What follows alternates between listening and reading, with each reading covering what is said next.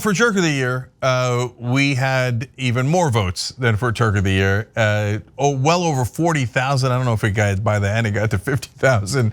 And we did this all throughout the internet. And all four of us picked different people. And I'll start off the proceedings here with my choice, which was really straightforward. Manchin. Joe Manchin, Kristen Sinema for Jerk of the Year. Look, these things take a turn. You guys vote at the end, and a lot of times you surprise me. But these were kind of, I felt almost guilty because these were almost too obvious picks for Jerk of the Year. And do I have to tell you why? I think everybody's yelling, of course, we know why, we know why. They blocked the entire, not just progressive agenda, but Democratic agenda. They work for their, as Nina Turner would say, their owner donors. That was Sinema blocking $15 minimum wage and rubbing it in people's faces. They went and collected checks immediately after killing $15 minimum wage from the Restaurant Association, which is the biggest lobby in favor of lower wages. And they were brazen in their corruption. Manchin owns a coal company. His top contributors are fossil fuel companies. He killed the climate change legislation and Build Back Better, and then eventually he killed the whole damn bill. So enough said. Let's go to another selection. John, who'd you pick? I mean, I think, look, that's going to be hard to beat, I think, in terms of raw damage that they did. Assuming that there wasn't going to be some other Democrat who was just as loathsome but better at hiding in the shadows, perhaps. But yeah, the story of 2021, I think, in large part was insurrection and Manchin stopping anything from happening. But while I would love to surprise the audience, and I obviously didn't with my Turk of the Year, I'm also not going to with my Jerk of the Year, because despite wanting to maybe do the anti-vaxxers or maybe Elon Musk, because I'm so done with him and his billionaire bootlickers, I had to go with Tucker Carlson, because he's not only, I think, arguably the worst on individual topics, but he's worst in all of the ways. Like, he was the worst of the anti-vax people, because he was also one of the first of the anti-vax people on Fox News. So much so that when he was initially coming out against vaccines, and I said that they were gonna do that, some people were like, well, come on. Trump came up with the vaccine, they're not gonna turn against it. No, they did, and he led them on that. And anything having to do with COVID, with vaccines, with anything this year, he has been absolute garbage, and he has gotten people killed as a result of that. And that would be enough by itself, but that was one of the things he did this year.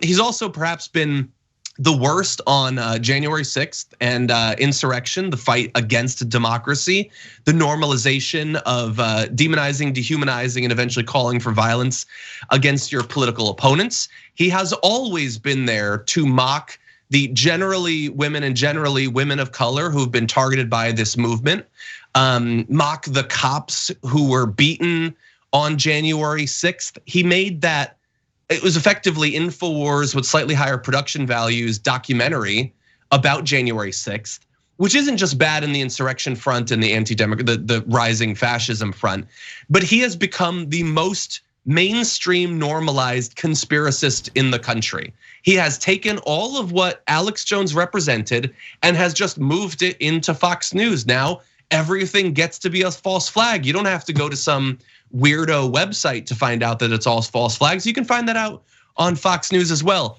But even that isn't all that he did. There's been the ever-growing insane misogyny, particularly targeted at women in the military. There's been the occasional dabbling in the insane homophobia, generally against Pete Buttigieg, if that's what's necessary to turn people against paternity leave. I mean, really, you can't come up with a topic that he hasn't been insane on. There's been a lot of people with terrible commentary on Kyle Rittenhouse. Was anyone worse than Tucker Carlson when it came to Kyle Rittenhouse? Literally working behind the scenes on a documentary with him while pretending that he's providing unbiased commentary about the case as it proceeds. I could go on, and I probably will tomorrow on my show, but I think that that's enough. He is the Jerk of the Year. Right. Now we got to take a break, but and at the end we're gonna discuss all the different candidates. But when John wrote in Tucker Carlson, I was like, damn it, that's a good one. Okay. So that's a compelling case. Rashad, we're up to you. Who do you have for your jerk of the year? All right, so obviously not an easy decision, right? So my jerk of the year are corporate Democrats. So let me make the case here. 1907, the Tillman Act was passed. I don't like Tillman. He was a horrible politician, but there was something brewing in politics, an unholy alliance between corporations and political agenda. 1904, 1905, 1906, you had the revelation of major banks influencing not only presidents, but also members of Congress. And so this act in 1907 said, we're going to make this illegal. This is going to be against the law. And ever since that happened, corporations have created a unified front in order to chip away at that 1907 act. Even though we have had multiple laws passed that continue to tell us it was actually campaign reform or campaign finance reform, what it did was create a structure so that corporations could continue to win the game of influence. Now, here's the reason why corporate Democrats are on my jerk list this year. Corporate Democrats will normalize political corruption. Corporate Democrats, by way of that normalization, will also protect structural racism.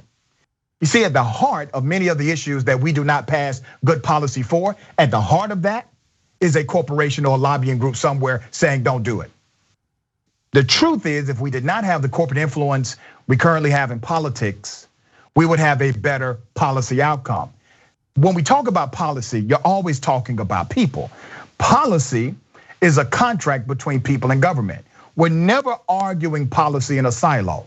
We're always arguing policy because it impacts other people. So when I say corporate Dems are serving the agenda of corporations, that means they're not serving the policy agenda of everyday people. And as long as we continue to give them space to say, they have a tough job, or they have to work with other people, or they're just one vote, damn that. They are there not to serve other politicians. They are there to serve us who voted for them, who elected them, and hold them to their campaign promises. This isn't difficult.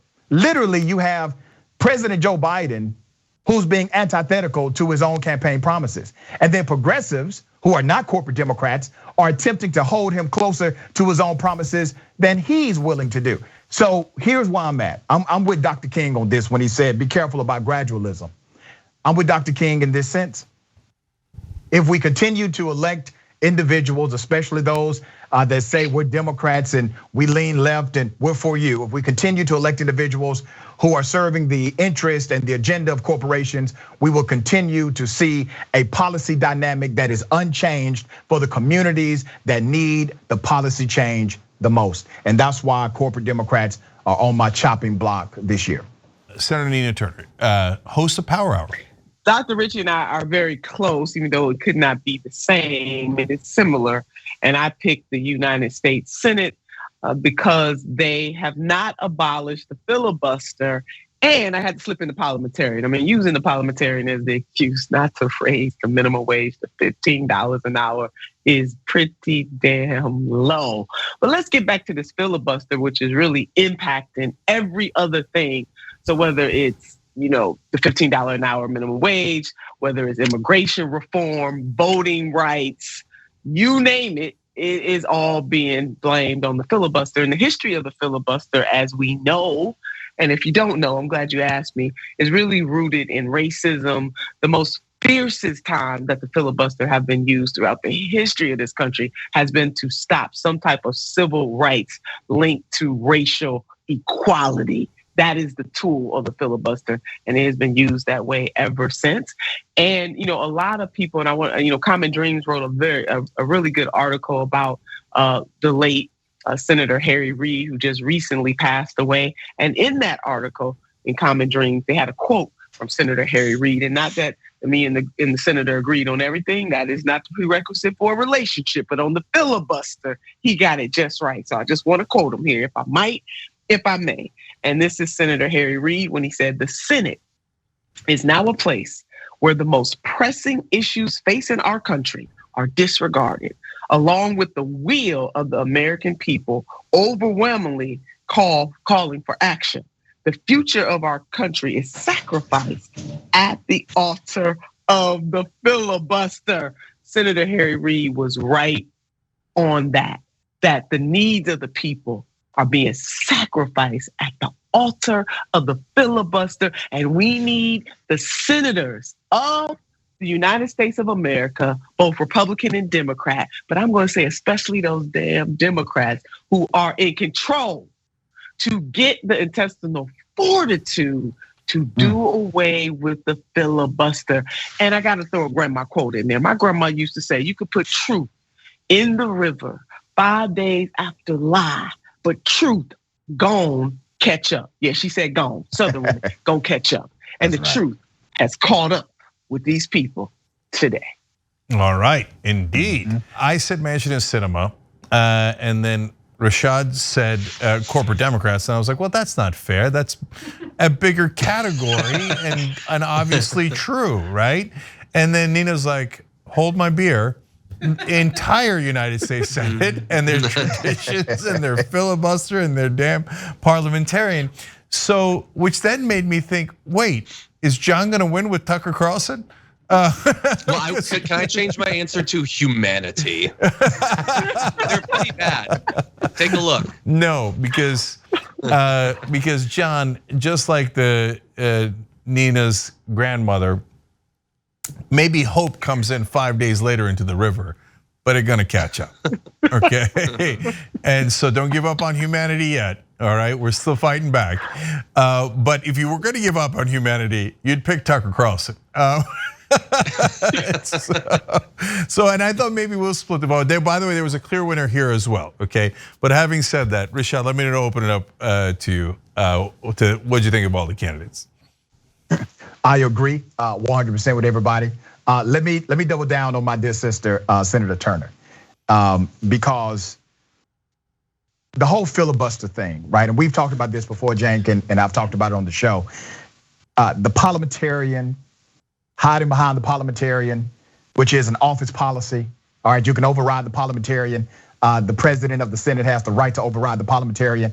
Vice President Kamala Harris sits as president of the US Senate.